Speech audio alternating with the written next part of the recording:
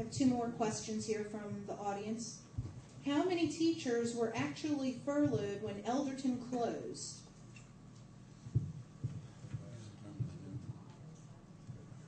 I think it was in the 20s, but I'm not 27. But, you know, we were kind of criticized for, you know, of course it was our turn to, you know, take a beating because we had furloughed the teachers and then the district had to pay unemployment costs. Like Jim had said, I didn't want us to close the school. I didn't want to leave it open for another year. My idea was to close it when we had the retirements. So it was you people, the other ones that wanted to keep it open that caused the unemployment. But as that shook out, there were no unemployment claims ever to be paid on that. So we didn't. There's teachers left and were employed elsewhere, and they didn't file. I'm pretty sure also that when they looked at the impact of closing Ellerton, they factor in, you know, the unemployment piece of it. All right, so when we show projected savings, that's all should have been taken into consideration. Okay. Why do you keep spending thousands of dollars to do studies and do nothing with them when you don't get the results that you want? I don't think that's the case, that the results aren't what we want. The results come back that they repeatedly come back that a consolidated, condensed version is the direction that we've always been advised to go. But from time to time, it's a study done in another format, or another firm does a study. And we're about to do another one now on a feasibility study, because when the state requires you to have an up-to-date feasibility study on all your buildings before you're allowed to do a renovation. And so that feasibility study has got to be the first thing that this new architectural firm does.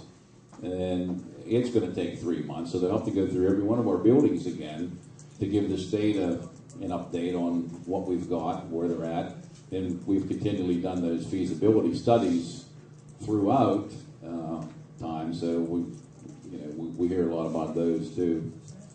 But we've gotten a lot of suggestions. As Chris indicated, that charrette process was a 3-day process where a lot of people were included in that. There was some brainstorming sessions, and I think they were all just it was a session trying to get people driven to put some thoughts together and come up with what can we do, and really try to go in a positive direction rather than just beat it down.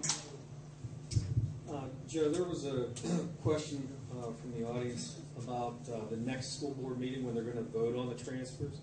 Can they vote again and delay the transfer request again at the next meeting, or does there have to be a decision at the next meeting?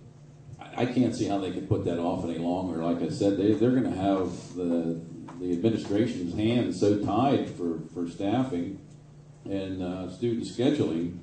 And I just told Chris, we have to have a preliminary budget adopted in May for final approval June 30th. So those are numbers that have got to be calculated and put into a budget so that it's got to be presented to the public. So they got to get moving on. And I don't know how far along the process they are. Every time it seems like they're going to give us some updated numbers the next meeting. So I don't know how much work is going on. They've got to be working on a budget. I have a comment. It's more of a comment than it is a question for you guys. Worthington lost their high school back in 1984. It was closed, and they consolidated with Katanning in '85.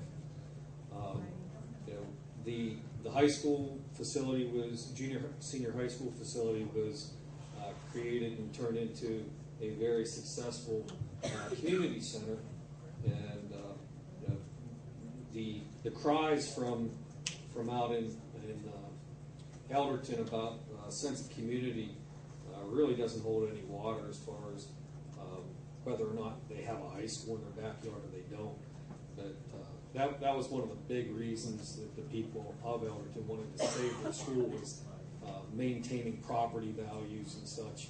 And I have no idea how anybody could even fathom to guess what their property values changed as a result of a building being closed for less than a year.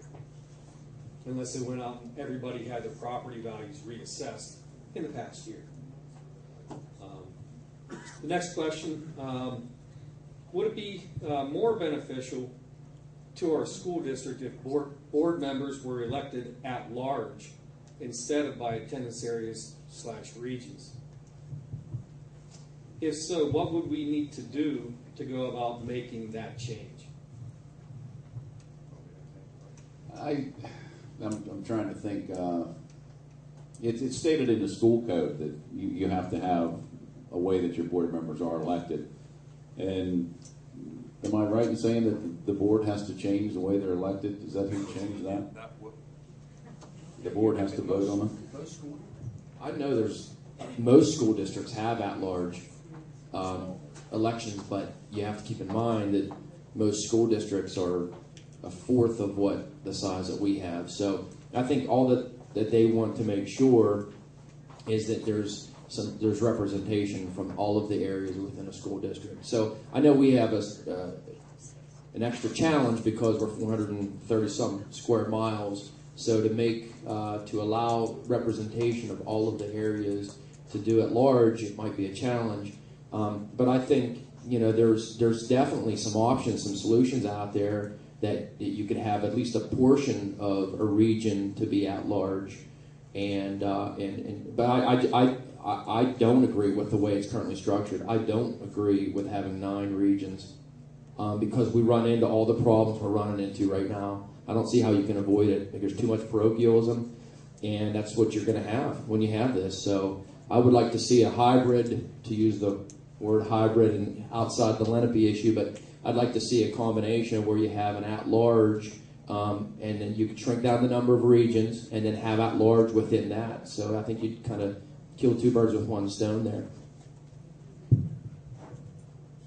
Next question is, since the district's state-mandated retirement contribution is scheduled in the next 5 years to increase from just under 5% to over 30% of salary expenses, wouldn't it be prudent for the district to lower salary expenditures by reducing the number of teachers?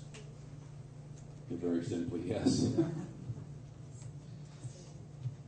The next question is, Armstrong County is similar to the state of Kansas, where an aging population and a declining student enrollment are causing schools to be consolidated. Closer to home, surrounding areas are closing and consolidating schools. Why is Armstrong County expanding the number of schools and teachers? Is it just the vote of 5 on a board?